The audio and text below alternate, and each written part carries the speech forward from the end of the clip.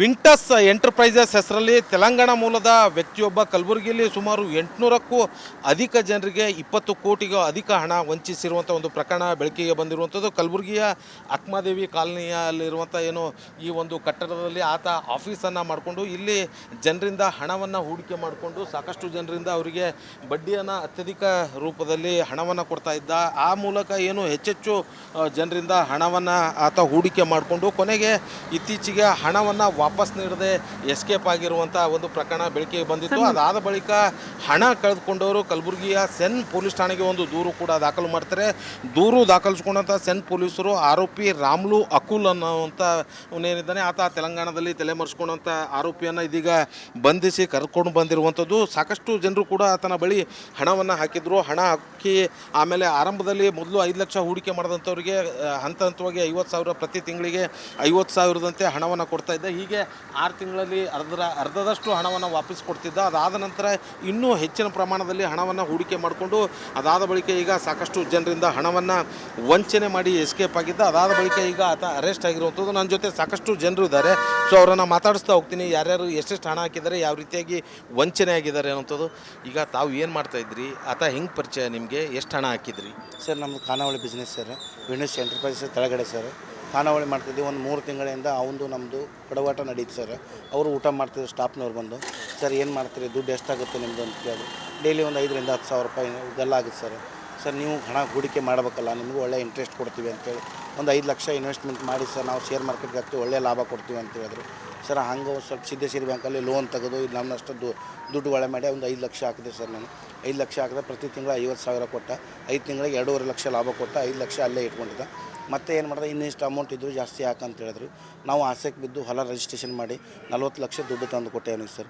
ಮಾಡಿದ 1 ತಿಂಗಳ ಇಂಟ್ರೆಸ್ಟ್ ಕೊಟ್ಟ ನನಗೆ. ಮತ್ತೆ ಮುಂದಿನ ತಿಂಗಳ ಕೊಡ್ತೀನಿ ಈಗ ನಾಳೆ ಅಂಥೇಳಿ ಹಾಕಿ ದುಡ್ಡು ಮಾಡ್ದೆ. ಮಾರ್ಚ್ ಬಂತು, ಒಂದು ಸ್ವಲ್ಪ ಸಮಸ್ಯೆದಲ್ಲಿದೆ, ಎಲ್ಲ ಅಮೌಂಟು ಸ್ಟಾಕ್ ಆಗಿದೆ, ಬರ್ತೈತಿ, ಬ್ಯಾಂಕಲ್ಲಿದೆ, ಕೊಡ್ತಾ ಇದ್ದಾರೆ, ರಿಕವರ್ ಮಾಡ್ಕೊತಿದ್ದೀನಿ ಹಾಗೆ ಹೀಗೆ ಅಂತೇಳಿ ಸರ್. ನಮ್ಮ ಹಳೆಯದವ್ರಿಗೆ ಹೇಳಿದೆ ಸರ್, ಅವರು ಒಂದು 8 ಲಕ್ಷ 5 ಲಕ್ಷ ಹಾಕಿದ್ರು. ಅವರಿಗೂ ಎಲ್ಲರೂ ಸೇರಿ ಎಷ್ಟು ಹಾಕಿದ್ರಿ ಈಗ ಟೋಟಲ್ ಸರ್? ಎಲ್ಲ ಜನ 1,000 ಜನ ಕೂಡಿ ಒಂದು 80 ಕೋಟಿ ಫ್ರಾಡ್ ಮಾಡಿದ್ದೀನಿ ಸರ್ ಅವನು. ಅದರಲ್ಲಿ ಒಂದು 50% ಹೆಣ್ಣು ಮಕ್ಕಳು ಇದ್ದಾರೆ ಸರ್. ಅವರು ಭಾಳ ಗೋಳಾಟಲ್ಲಿ ಇದ್ದಾರೆ. ಅವ್ರ ಪರಿಸ್ಥಿತಿ ಗಂಡನೇ ಗೊತ್ತಿಲ್ಲಾರ್ದೆ ತಾಳಿ ಬಂಗಾರ ಇಟ್ಟು ಎಲ್ಲ ದುಡ್ಡು ಹಾಕಿದ್ದಾರೆ ಅವರು. ಅವನಿಗೆ ಸಿಕ್ಕಿದ್ದಾನೆ ಸರ್, ಅವ್ನು ಜೈಲಲ್ಲಿದ್ದಾನೆ. ನಮಗೇನಾದರೂ ಪರಿಹಾರ ಮಾಡಿಕೊಡಿ ಸರ್. ಮತ್ತೊಬ್ಬರು ಇದ್ದಾರೆ, ಸೊ ಅವರನ್ನು ಮಾತಾಡ್ತೀನಿ ಸರ್. ಆತ ಹೇಗೆ ನಂಬಿಸ್ತಾ ಇದ್ದ ಅಂತ? ಈಗ ದುಡ್ಡು ಸಾಮಾನ್ಯವಾಗಿ 5 ಲಕ್ಷ 10 ಲಕ್ಷ ಹಾಕ್ಬೇಕಾದ್ರೆ ನಂಬಿಕೆ ಬೇಕಲ್ಲ ಸರ್. ನಾವು ಇಲ್ಲಿ ಬಂದವರಲ್ಲ, ಈ ನಮ್ಮ ಬ್ರದರ್ ಇಲ್ಲಿ ಖಾನಾವಳಿ ಮಾಡ್ಕೊಂಡಿದ್ದ. ಇವನ ನಂಬಿಕೆ ಮೇಲೆ ಇಲ್ಲ, ಒಳ್ಳೆಯದ ಚೆನ್ನಾಗದ, ಹಾಕು ಇಂಪ್ರೂವ್ಮೆಂಟ್ ಆಗ್ತೈತಿ ನೋಡೋಣ ಅಂತಂದ್ರೆ ನಾನು ಹೊಲ ರಿಜಿಸ್ಟ್ರೇಷನ್ ಮಾಡ್ಕೊಂಡು ತಂದು ಒಂದು ನಂಬಿಕೆಯನ್ನು ಹಾಕಿದ್ರು. ಇವರು ಇರ್ತಾರಂತೆ, ಇವ್ರಿಗೂ ನಂಬಿಸಿ ಹಿಂಗೆ ಮೋಸ ಮಾಡಿದ್ದೆ. ಈಗೇನೋ ಮಾಡ್ಲಿಕ್ಕೆ ಬರಲ್ಲ ಪರಿಸ್ಥಿತಿ ಆಗೈತೆ. ಒಂದು 14 ಲಕ್ಷ ರೂಪಾಯಿ ಅಕೌಂಟ್ ಟ್ರಾನ್ಸಾಕ್ಷನ್ ಮಾಡಿದ್ದೆ ನಾನು ಅವನಿಗೆ. ಒಂದು ಮಿಕ್ಕಿದಿಂದ 5.5 ಲಕ್ಷ ಕ್ಯಾಶ್ ಕೊಟ್ಟಿದ್ದೆ. ಇಷ್ಟಾಗಿ. ಸೊ ನೀವೆಷ್ಟು ಹಾಕಿದ್ರಿ ಸರ್? ಸರ್ 12 ಲಕ್ಷ ಹಾಕಿದ್ವಿ ಸರ್. ಮಹಿಳಾ ಸಂಘ ಹೆಣ್ಮಕ್ಳ ಸಂಘ ಮೇಲೆ ಲೋನ್ ತೊಗೊಂಡು ಊರಿನ ಪ್ಲಾಟ್ ಇತ್ತು ಒಂದು ಮಾರಿ ಕೊಟ್ಟಿವಿ ಸರ್.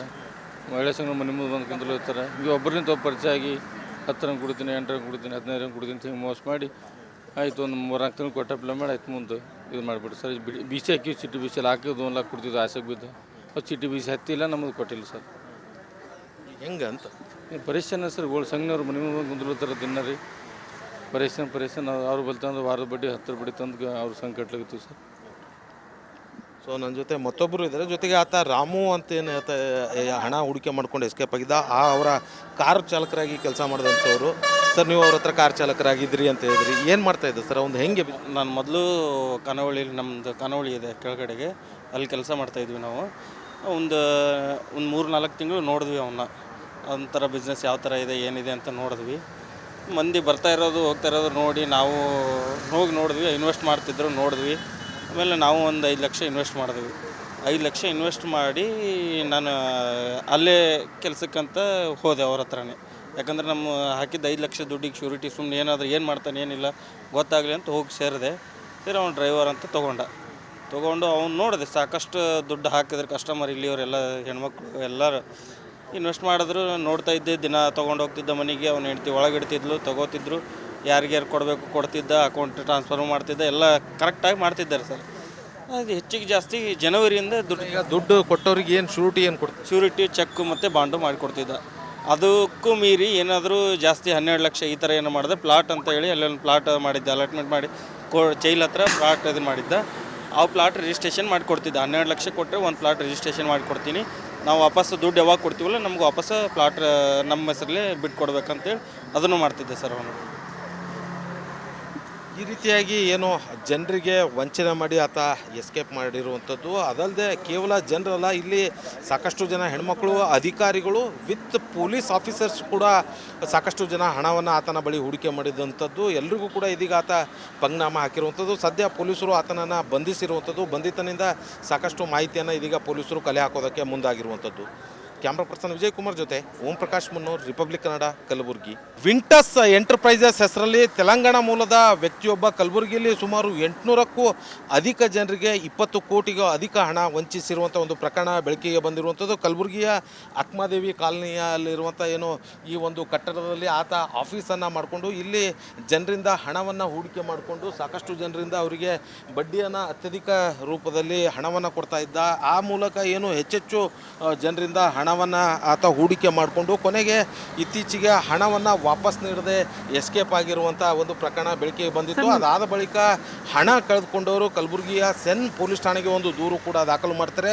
ದೂರು ದಾಖಲಿಸ್ಕೊಂಡಂಥ ಸೆನ್ ಪೊಲೀಸರು ಆರೋಪಿ ರಾಮ್ಲು ಅಕುಲ್ ಅನ್ನುವಂಥ ಅವನೇನಿದ್ದಾನೆ ಆತ ತೆಲಂಗಾಣದಲ್ಲಿ ತಲೆಮರೆಸ್ಕೊಂಡಂಥ ಆರೋಪಿಯನ್ನು ಇದೀಗ ಬಂಧಿಸಿ ಕರ್ಕೊಂಡು ಬಂದಿರುವಂಥದ್ದು. ಸಾಕಷ್ಟು ಜನರು ಕೂಡ ಆತನ ಬಳಿ ಹಣವನ್ನು ಹಾಕಿದ್ರು. ಹಣ ಹಾಕಿ ಆಮೇಲೆ ಆರಂಭದಲ್ಲಿ ಮೊದಲು 5 ಲಕ್ಷ ಹೂಡಿಕೆ ಮಾಡಿದಂಥವ್ರಿಗೆ ಹಂತವಾಗಿ 50,000 ಪ್ರತಿ ತಿಂಗಳಿಗೆ 50,000ದಂತೆ ಹಣವನ್ನು ಕೊಡ್ತಾ ಇದ್ದ. ಹೀಗೆ 6 ತಿಂಗಳಲ್ಲಿ ಅರ್ಧದಷ್ಟು ಹಣವನ್ನು ವಾಪಸ್ ಕೊಡ್ತಿದ್ದ. ಅದಾದ ನಂತರ ಇನ್ನೂ ಹೆಚ್ಚಿನ ಪ್ರಮಾಣದಲ್ಲಿ ಹಣವನ್ನು ಹೂಡಿಕೆ ಮಾಡಿಕೊಂಡು ಅದಾದ ಬಳಿಕ ಈಗ ಸಾಕಷ್ಟು ಜನರಿಂದ ಹಣವನ್ನು ವಂಚನೆ ಮಾಡಿ ಎಸ್ಕೇಪ್ ಆಗಿದ್ದ. ಅದಾದ ಬಳಿಕ ಈಗ ಆತ ಅರೆಸ್ಟ್ ಆಗಿರುವಂಥದ್ದು. ನನ್ನ ಜೊತೆ ಸಾಕಷ್ಟು ಜನರು ಇದ್ದಾರೆ. ಸೊ ಅವರನ್ನು ಮಾತಾಡಿಸ್ತಾ ಹೋಗ್ತೀನಿ, ಯಾರ್ಯಾರು ಎಷ್ಟೆಷ್ಟು ಹಣ ಹಾಕಿದ್ದಾರೆ, ಯಾವ ರೀತಿಯಾಗಿ ವಂಚನೆ ಆಗಿದ್ದಾರೆ ಅನ್ನೋಂಥದ್ದು. ಈಗ ತಾವು ಏನು ಮಾಡ್ತಾಯಿದ್ರಿ, ಆತ ಹೆಂಗೆ ಪರಿಚಯ ನಿಮಗೆ, ಎಷ್ಟು ಹಣ ಹಾಕಿದ್ರಿ? ಸರ್ ನಮ್ಮದು ಖಾನಾವಳಿ ಬಿಸ್ನೆಸ್ ಸರ್, ವಿಂಡೋಸ್ ಎಂಟರ್ಪ್ರೈಸಸ್ ತೆಳಗಡೆ ಸರ್.